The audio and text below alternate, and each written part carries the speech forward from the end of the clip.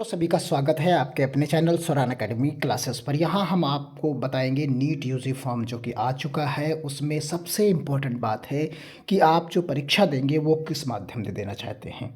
आपके दिमाग में है कि आप हिंदी और इंग्लिश दोनों में दें, यानी दोनों माध्यम में आपको पेपर मिले, या आप चाहते हैं सिर्फ हिंदी में मिले या सिर्फ इंग्लिश में मिले या किसी रीजनल लैंग्वेजेस में मिले। तो आइए उसी पर हम चर्चा करेंगे। इस पर्टिकुलर वीडियो में आपको बताएंगे कि सटीक आपके लिए क्या रहेगा कि आप कौन सा माध्यम चुनें जिससे आपका पेपर करना बहुत आसान रहे। तो आइए शुरू करते हैं आज का ये महत्वपूर्ण वीडियो। देखिए ये जो है नेशनल टेस्टिंग एजेंसी की तरफ से नीट यूजी 2025 का फॉर्म आ चुका है। आप इसे भर सकते हैं, इसकी ऑफिशियल वेबसाइट पर अवेलेबल हो चुका है। जिसकी इम्पॉर्टेंट डेट्स एक बार हम पुनः आपको याद दिला देते हैं कि ये 7 फरवरी से लेकर 7 मार्च तक भरा जा रहा है। इसके फॉर्म की फ़ीस आप 1700, 1600 और 1000 रुपये आपको यहाँ पर देनी है। यहाँ पर आप देख सकते हैं अनरिजर्व्ड और ओबीसी जो है, ओबीसी जो क्रीमी लेयर में है, जो क्रीमी लेयर में है उनके लिए 1700 रुपये है। और जो जो ओबीसी ओबीसी जो है यहाँ पर आप देख सकते हैं जो EWS है, जो यहाँ पर आप देखेंगे कि EWS/OBC नॉन क्रीमी लेयर, जो नॉन क्रीमी लेयर है। ओबीसी दो तरीके के होते हैं, एक ओबीसी नॉन क्रीमी लेयर और एक ओबीसी क्रीमी लेयर।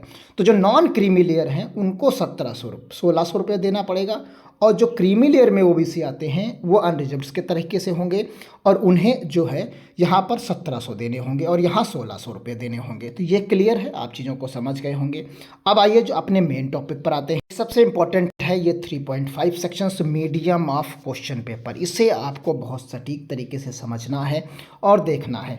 देखिए यहाँ कहा गया है कि 13 जो है लैंग्वेजेस में आपको पेपर उपलब्ध कराया जाएगा, जो कि यहाँ पर क्लियर है, आप सभी लोग देख रहे होंगे। अब यहाँ पर आप नीचे की तरफ आते हैं।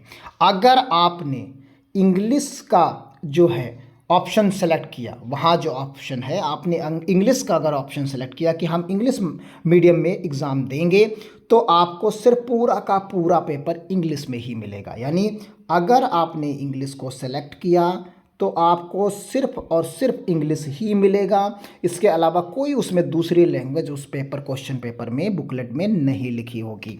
क्लियर है। अब यहाँ सवाल उठता है कि कुछ ऐसे छात्र होते हैं जो कुछ चीज़ें हिंदी में समझते हैं, कुछ चीज़ें वो हिंदी में समझते हैं और कुछ चीज़ें वो इंग्लिश में समझते हैं, यानी दोनों का मिक्सअप देना वो पसंद करते हैं।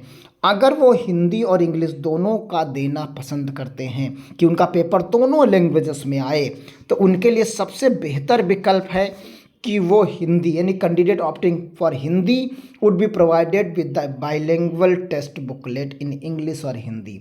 तो यानी जो दोनों लैंग्वेजेस में पेपर देना चाहते हैं, यानी दोनों पेपर में उन्हें चाहते हैं कि वो दोनों भाषाओं में पेपर उन्हें उपलब्ध हो, हिंदी और इंग्लिश दोनों में, तो उनके लिए उन्हें हिंदी ऑप्शन चुनना होगा। उन्हें कौन सा ऑप्शन चुनना होगा?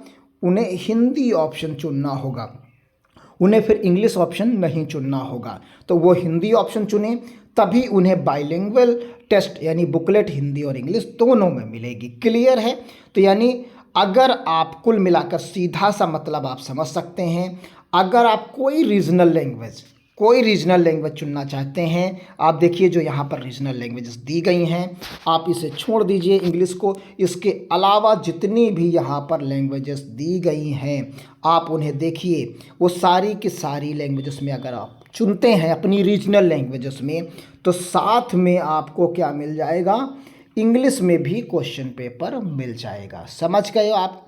क्लियर। तो यानी आपको अगर बाइलिंगुअल पेपर देना है तो आप अपनी रीजनल लैंग्वेज को चुनें, जिससे आपको आसान हो जाएगा, दोनों भाषाओं में पेपर उपलब्ध हो जाएगा।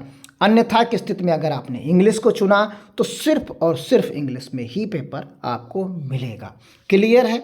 तो बहुत सारे ऐसे छात्र होंगे जो उत्तर प्रदेश में या अन्य राज्यों में जो बाइलिंगुअल पसंद करते हैं, तो उन्हें सिर्फ और सिर्फ जो है अपना जो है रीजनल जो भाषा है उनकी, उसको सेलेक्ट करना होगा। जैसे तमिल है, अगर आप तमिल सेलेक्ट करते हैं तो इंग्लिश प्लस तमिल आपको उपलब्ध करा दी जाएगी। यानी English version shall be treated as the final and decisions NTA shall be the regards। तो ये तो आप सभी लोग जानते ही, हर एक एग्ज़ाम में होता है कि इंग्लिश की ही लैंग्वेज को प्रेफर किया जाता है।